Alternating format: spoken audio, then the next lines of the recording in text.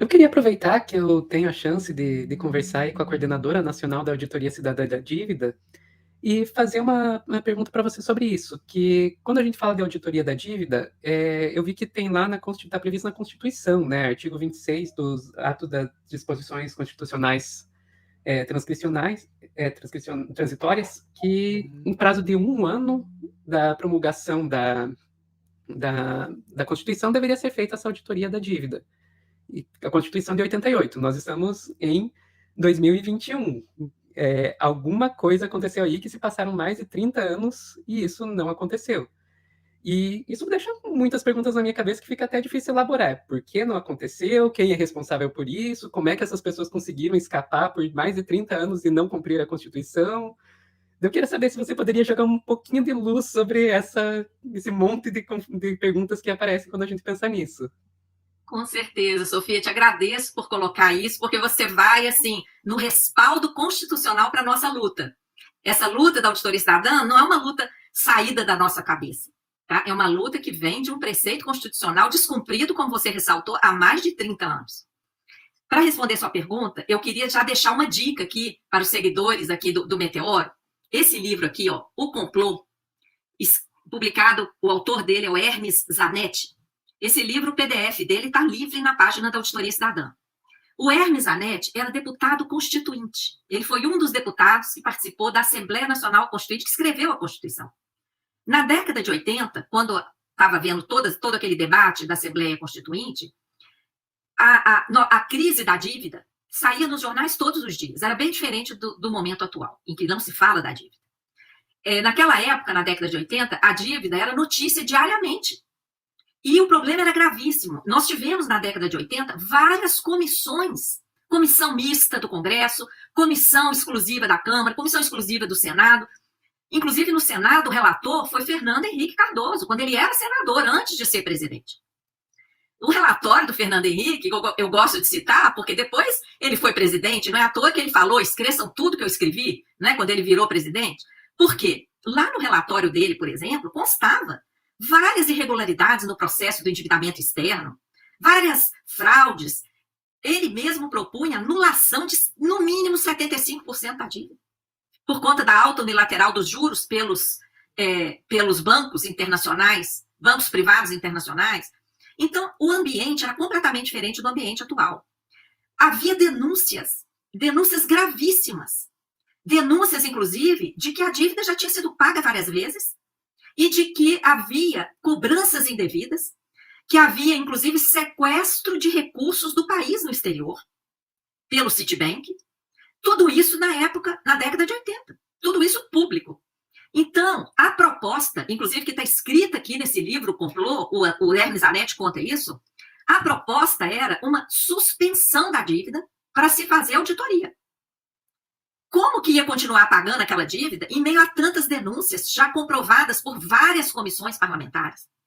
Então, a proposta era suspende o pagamento, porque a gente está pagando coisas indevidas. E vamos fazer uma auditoria e ver o que a gente realmente deve. O que aconteceu? Naquele processo constituinte, não houve concordância com isso, tá? Ele chegou, inclusive, a contar, num evento comemorativo dos 20 anos da Auditoria Cidadã, que teve até agressão física por conta desse tema, tá? No plenário da Constituinte.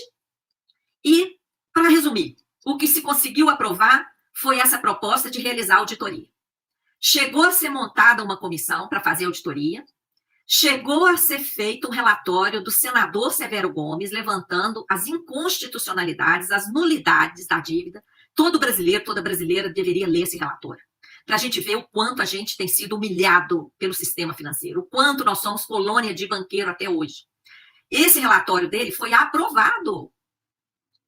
Veja bem, chegou a ser aprovado, mas era somente uma parte da investigação, era um relatório jurídico.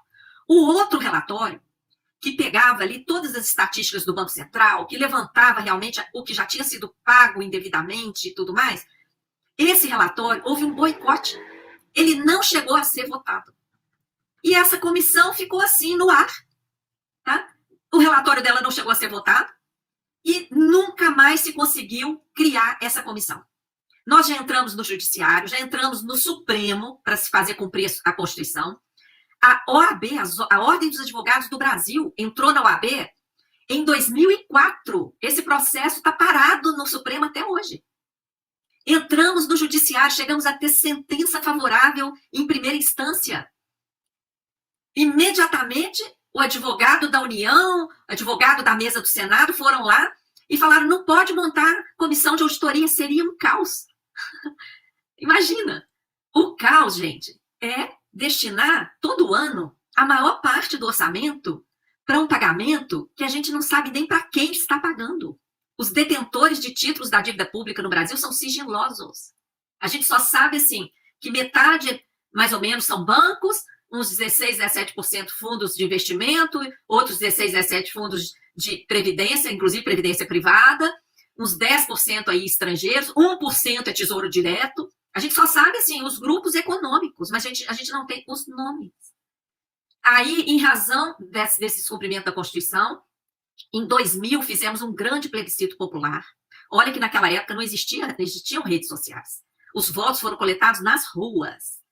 E coletamos mais de 6 milhões de votos. Nessa época, várias entidades organizaram esse plebiscito. Quando terminou, os votos foram entregues ao Executivo, ao Legislativo, ao Judiciário, e absolutamente nada aconteceu. E aí as entidades que organizaram o plebiscito se reuniram, chamaram 80 lideranças aqui em Brasília, e eu fui uma das pessoas chamadas. Na época eu morava em Minas e ajudei a coordenar o plebiscito em Minas Gerais. Nessa reunião em Brasília, nós discutimos, e aí? O governo não fez nada, os poderes executivo, legislativo e judiciário não fizeram nada, e nós? O que nós vamos fazer com esses 6 milhões de votos populares? Vamos deixar para lá? Não podemos deixar para lá. E foi daí que surgiu a deliberação de criar a Auditoria Cidadã. E nessa reunião, como eu era auditora, né, eu fui auditora da Receita Federal, falaram: Maria Lúcia, nós estamos falando em auditoria, você é auditora, já está aí engajada no movimento, assume a coordenação. E aí estou, Sofia, há 21 anos, temos feito uma auditoria cidadã com os dados que a gente consegue ter acesso. Já participamos de uma auditoria no Equador que anulou 70% da dívida externa em títulos. Já participei de auditoria na Grécia, que também apurou uma engenharia financeira muito parecida com o esquema de securitização que está aqui no Brasil em vários entes federados e que a PEC 23 está querendo legalizar. Então, assim, temos caminhado bastante, temos vários núcleos do Brasil afora, nosso trabalho é todo voluntário. Então, assim, é um movimento social que vem lutando para que se cumpra a Constituição, e não vamos parar enquanto não for cumprida.